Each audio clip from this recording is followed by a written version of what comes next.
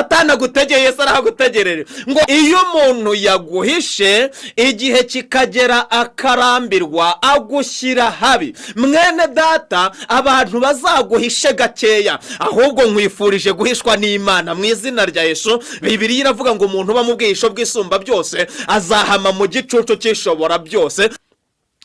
Ariko reka ngutangarize yuko amakuru bakwitezeho ntabwo ariyo bazabona, ndakurahiye, kuko iby'Imana yibwira ku bugingo bwawe ntabwo ari iby'abantu bagize gute bibwira. Iby'Imana yibwira kukugirira ni byiza si ibibi. Aho Satani agutegeye niho Yesu agutegerereje. Wakira ubuhanuzi bwawe.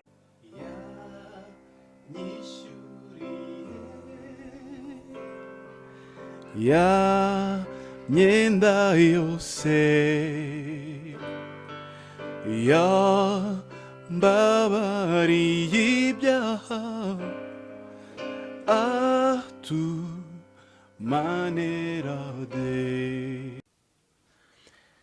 Amahoro y'Imana akomeze kubana namwe nshuti bene data bakozi b'Imana mukurikiye Ikamba Karuvari TV, aho mwaba muri ku mugabane uwo ari wo wose. Uwiteka abagirire neza. Ni Pastor Munyemana Protais ugarutse mu kiganiro Imbaraga z'ikindi gihe. Munyemerere hanyuma dusenge, niturangiza twumve icy'Imana idutumyeho. Uwiteka Mana, turongeye turagushimiye kubw'ineza n'urukundo byawe mu izina rya Yesu. Tugushimiye kano kanya n'ubundi dushyiriyeho ko kugira ngo twakire ijambo ryawe, kandi ijambo ryawe niryo ryaremye byose. Twemerero kano kanya hagire ibiremeka ku bwaryo mu izina rya Yesu. Amen. Uwiteka bagirire neza mu izina rya Yesu Kristo. Turabakunda kandi tubifuriza ibyiza byose biturutse ku Mana. Turabasengera ngo umugisha Uwiteka tanga wa wundi uzana ubukire ntiwongerwaho umubabaro ube ku buzima bwanyu n'abanyu mu izina rya Yesu. Reka dusome ijambo ry'Imana hanyuma twumve umugambi w'Imana ku bugingo bw'abantu bayo. Turasoma igitabo cyo Kuva, hanyuma turifashisha igice cya kabiri, dusome duhereye ku murongo wa 3 mu izina rya Yesu. Mureke dusome. Haravuze ngo ananiwe guhora muhisha, amubohera akato gapfundikiye mu ntamyi, agasiga ibumba n'ubushishi, ashyiramo uwo mwana, agashyira mu rufunzo rwo ku nkombe y'uruzi. Mushiki we aramwitarura ngo amenye ibiri bumubeho. Umukobwa wa Farawo amanurwa no kwiyuhagira mu ruzi. Abaja be bagendagenda ku nkombe y'uruzi, babona ako kato mu rufunzo, atuma umuja we kukazana. Amen. Munyemerere dusome n'igitabo cy'ibyakozwe n'intumwa, hanyuma dusome ibice 12 n'uyu murongo wa 6. Haravuze ngo Herode araye ari bumusohore, iryo joro Petero yari asinziriye hagati y'abasirikare babiri abohesheje iminyururu ibiri, abarinzi nabo bari ku rugi barinda inzu y'imbohe. Nuko marayika w'Umwami Imana ahagararaho, umucyo waka mu nzu. Marayika akoma Petero mu mbavu, aramubwira ati byuka n'ingoga. Iminyururu imuva ku maboko iragwa. Imana ibahe umugisha mu izina rya Yesu Kristo. Tugiye rero kuganira ku ijambo nahaye umutwe uvuga ngo aho Satani agutegeye niho Yesu agutegerereje. Haleluya. Ndanezerewe cyane. Byonyine ni insanganyamatsiko cyangwa se uyu mutwe, iri jambo duhereyeho ryakora igitangaza ku bugingo bw'umuntu wizeye. Mumenye ko Bibiliya itubwira ngo kuko Imana yitegereje igasanga abanyabwenge n'abahanga b'isi ntacyo bashara, ngo yishimiye gukirisha abantu bayizera ubupfu bw'ibibwirizwa. Ibi bigaragara nk'aho ari ubupfu. Ijambo ry'Imana rimanuka rikubwira ngo ngize gutya, wowe ukabirebera mu bwenge. Nyamuneka iby'Imana ntago bigenzuzwa ubwenge. Niyo mpamvu Bibiliya itubwira ngo umuntu utakira ubwami bw'Imana nk'umwana mutoya nta nubwo akwiriye kwinjira muri ubwo bwami. Uwiteka aguha umugisha. Nkuzaniye ijambo, nkuzaniye ubuhanuzi buvuga ngo aho Satani agutegeye niho Yesu agutegerereje. Nakumenyeshaga mwene data mushiki wanjye mukozi w'Imana, aho waba uri hose, ubuzima waba urimo bwose, izina waba ufite iryo ari ryo ryose, icyubahiro waba ufite icyo ari cyo cyose, aho waba utuye aho ariho hose, hari abagabo babiri bari hafi y'ubuzima bwawe. Urwego waba uriho urwo ari rwo rwose, abo bagabo babiri bari hafi y'ubuzima bwawe, bari hafi y'ubugingo bwawe, bari hafi y'urugo rwawe, bari hafi y'akazi kawe, bari hafi y'imibereho yawe. Abo bagabo babiri ni bande? Umwe ni Satani, araguteze ngo aguhotore, araguteze ngo akugirire nabi, araguteze ngo aguhemukire. Undi ni Yesu, aragutegereje kugira ngo agutambutse muri iyo mishinga umwanzi Satani yateganyije gukora ku bugingo bwawe, mu izina rya Yesu. Aho Satani agutegeye niho Yesu agutegerereje kugira ngo akugirire neza. Dusomye ijambo ry'Imana mu gitabo cyo Kuva, ijambo riratubwiye ngo ananiwe guhora amuhisha. Uyu ninde?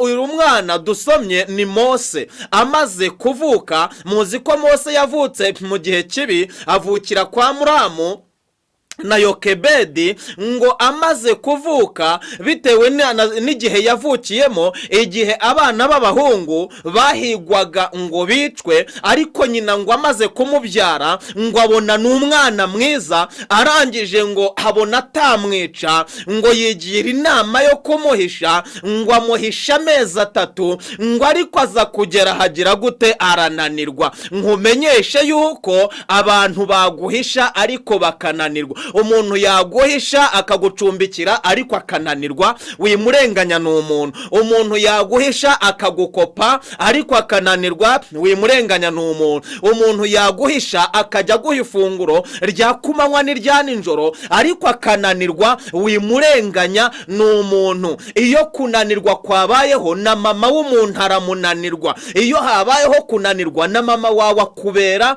rubanda, ntagire icyo akumarira. Bibiliya iratubwiye ngo uyu mugore ananiwe guhora ahisha uyu mwana, ikintu yakoze ngo yaboshye akato cyangwa se agatebo mu ntamyi, ngo agasiga ibumba n'ubushishi, arangije ngo ntiyanakajyana ku rusengero, ntiyakajyana no ku muhanda, ntiyakajyana no ku isoko, byibura ngo hagire umuntu uza kugira amatsiko apfundure, narangiza arebe, nasanga harimo umwana mutware cyangwa se amujyane no mu kigo cy'imfubyi. Ahubwo ngo yaravuze ngo reka mujyane mu rufunzo. Hari ibintu biba mu rufunzo. Icyambere yaravuga ngo amazi natamurengera imvubu zizamurya, cyangwa se ifi zizamurya, cyangwa ibikeri bizamurya, cyangwa se ingona zizamurya. Arangije ngo amujyana hehe? Mu rufunzo. Iyo umuntu yaguhishe igihe kikagera akarambirwa, agushyira habi, mwene data, abantu bazaguhishe gakeya, ahubwo nkwifurije guhishwa n'Imana mu izina rya Yesu.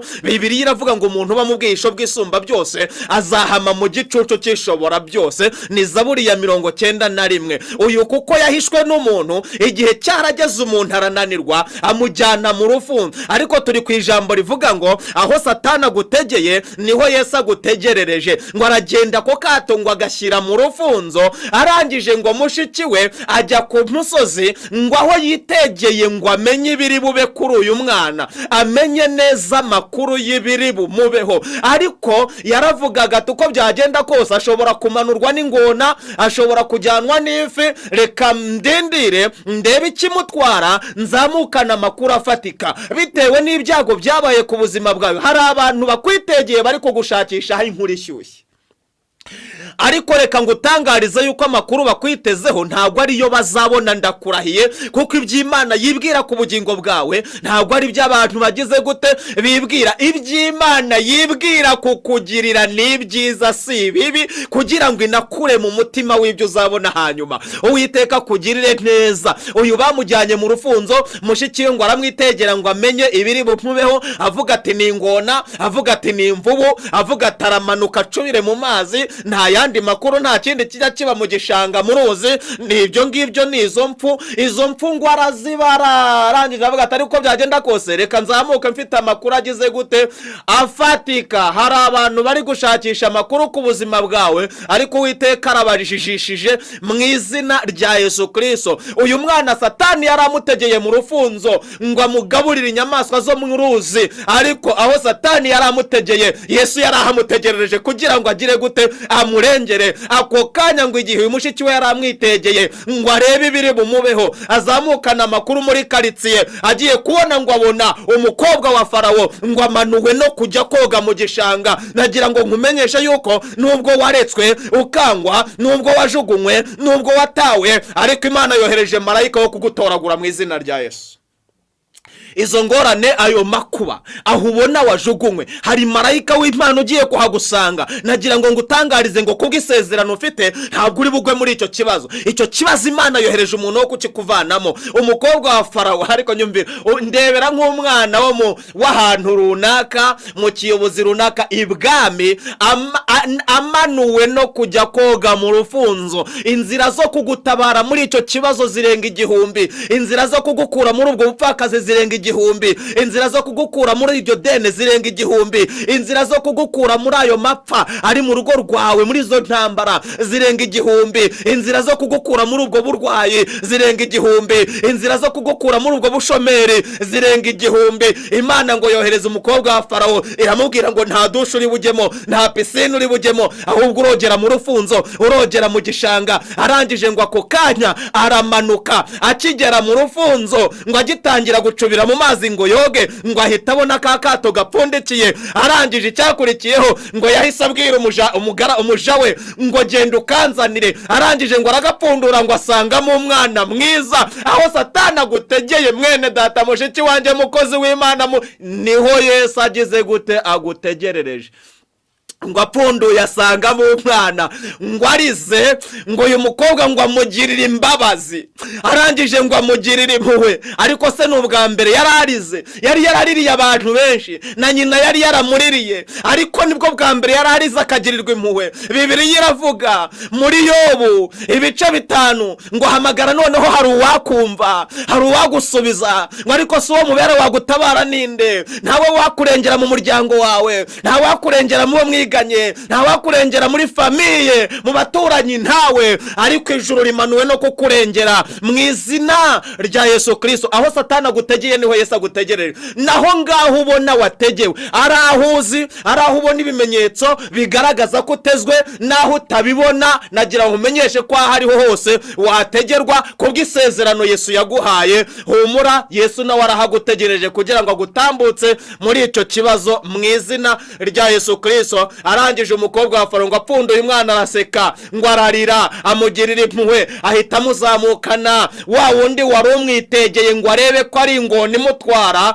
cyangwa ari ifi imutwara, cyangwa ari imvubu. Agiye kubonabona umwana bamuzamukanye ibwami, kandi yaje ngo kugaruka yitoratozwa, ngo arabaza ngo nabashakira ubarerera uwo mwana. Haleluya! Nubwo bakujugunya, ariko nyamara uruhu umumaro.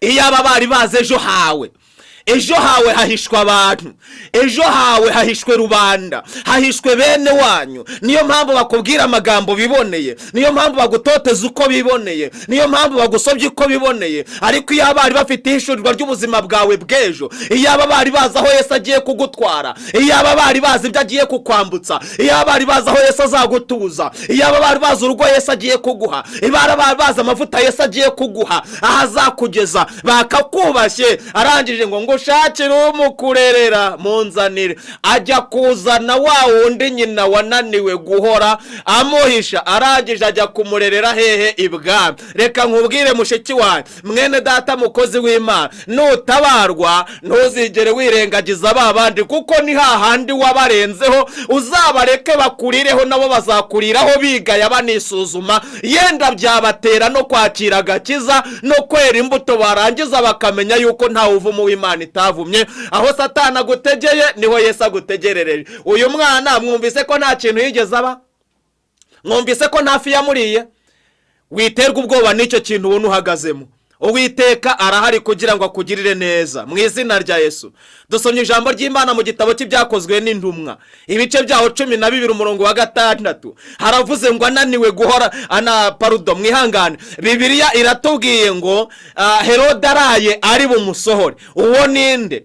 Uwo ni Petero. Igihe ngo umwami Herode yahagurukiraga ab'itorero kubagirira nabi, arangije ngo afata Yakobo mwene se wa Yohana ngo amwicisha inkota, abona biremeye, ngo abonye ko anejeje abayuda, ngo asaka no kwiyongeza Petero. Reka nkubwire mwene data, uze kumbwirira Satani ko wowe utiyongezwa, ntago bibaho, ntago uri inyongezo ya Satani. Reka data, niba Yakobo yarapfuye, wowe ntago uri uwo gupfa. Niba runaka yaraguye, wowe ntago uri uwo kugwa. Niba runaka yarasebye, wowe ntago uri uwo kugira gute, ntago uri uwo guseba. Niba inkota yaratoboye Yakobo, wowe ntago iri bugire gute, iri bugutobore kubw'umugambi w'Imana Imana igufiteho. Ngo arangije ngo aramufata amushyira muri gereza, ngo yizeye kuzamushyira abantu ngo Pasika ishize ngo bajye kumwinezezaho, bajye kumwica, bajye kumwicira muri stade. Arangije ngo amushyira muri gereza, ngo amubohesha iminyururu, amuha abasirikare bo kumurinda. Bibiliya iratubwiye ngo Herode araye ari bumusohore. Petero ngo yari yisinziriye. Umbasha, reba ko uri muri gereza uzi kurinzwe, unaboshye, warangiza ugasinzira. Reka nkubwire, aho wajya hose uri kumwe n'umugambi w'Imana, nta kizakubuza ibitotsi. Uzasoma ijambo ry'Imana mu gitabo cy'Itangiriro ibice 28 umurongo wa 10, hazaguha amakuru y'umugabo bita Yakobo uhiriwe agenda umunsi wose ariho ahunga mu mukuru we washakaga kumwica. Arangije ngo aza kugera ahantu araharara, ngo arangije ngo yinjira mu ishyamba mu gihuru, ngo yisegura ibuye. Arangije ngo arasinzira kuko ari kumwe n'Imana. Uriya nawe Satani yaramutegeye muri ruriya rugendo rwo guhunga agana kwa Nyirarumeraba, ariko Yesu nawe yaramutegeye muri ruriya rugendo, yaramutegerereje muri ruriya rugendo kugira ngo azahindure izina rye. Yesu ashimwe cyane. Arangije Petero arasinzira, aranarota, kandi ngo Herode araye ari bumusohore. Nagira ngo nkumenyeshe, nkumenere ibanga yuko hari umwanzi uraye ari bukugire nabi, hari uraye ari bukugambanire, hari uraye ari bugusohore mu kazi, hari uraye ari bukuroge, hari uraye ari bukugonge, hari uraye ngo araye ari bumusohore. Baraye bavuga batejo ni umunsi wo kwica Petero. Iryo joro ngo niryo marayika w'Imana yamanutsemo amusanga muri gereza, ngo umucyo waka mu nzu. Arangije ngo araza mukoma mu mbavu, ngo aramubwira ngo byuka n'ingoga. Satani yaramutegeye kumwicira hariya hantu, ariko Yesu yarahamutegerereje kugira ngo amugirire neza. Aho Satani agutegeye niho Yesu agutegerereje. Uze kumbabarira usome ku murongo wa 21 aho mu gitabo cy'ibyakozwe n'intumwa ibice byaho 12 umurongo wa 21 haravuga ngo umunsi wagenwe ugeze. Uwo munsi wari waragenewe iki? Niwo wari wagenewe kwica Petero. Mana yanjye, aho Satani agutegeye Yesu arahagutegereje. Ngo Herode uyu yambara imyambaro y'ubugabe, arakenyera, arifureba, yemeza uko ashaka. Arangije ngo ajya muri stade aho abantu bari bateraniye, ngo atangira kubabwira amagambo aryoshye, atangira kubabwira ibibanezeza. Ubwo yarazi yuko kiri busoze igitaramo ari ukuzana Petero ngo amwicire muri icyo gitaramo, ariko ngo aza kuvuga amagambo amukoraho. Abantu ngo baramureba baravuga ngo ntago ari umuntu uri kuvugira hano, ahubwo ni Imana yamanutse. Ntago ari Herode, ahubwo ni Imana. Ngo akimara kubyakira mu mutima we, Imana irangije ngo iravuga ngo uriya mugabo arishongoye. Ikindi kiriya gitaramo yateguye nicyo kumena amaraso. None kubera yuko Petero atari uwo gupfa, atari uwo kugwa muri kiriya gitaramo, reka uriya mugabo aba ari wo kigwamo. Bibiliya iravuga ngo marayika w'Imana araza aramukumbanya agwaho. Aho Satani yarategeye Petero, Yesu arahamutegereje ngo amugirire neza. Yamukuye muri gereza, hanyuma isaha yari gupfaho, igitaramo yari gupfamo gipfamo umwanzi we. Bibiliya iravuga muri Zaburi ngo iyi migenzereze y'umuntu inejeje Imana ituma n'abanzi be buzura nawe, ngo kandi umukiranutsi akurwa mu makuba, umwanzi we akajya mu cyimbo cye. Herode yateguye igitaramo cyo kwica Petero, aba ari ugipfamo. Imana y'amahoro iguha umugisha mu izina rya Yesu. Aho Satani agutegeye niho Yesu agutegerereje. Wakira ubuhanuzi bwawe mu izina rya Yesu Kristo. Ukimara rero kumva ubu buhanuzi usabwa gukora share ukabusangiza abandi, ugakora subscribe ndetse na comment. Uwiteka akugirire neza, muhabwe umugisha mu izina rya Yesu Kristo. Shalom, shalom, shalom.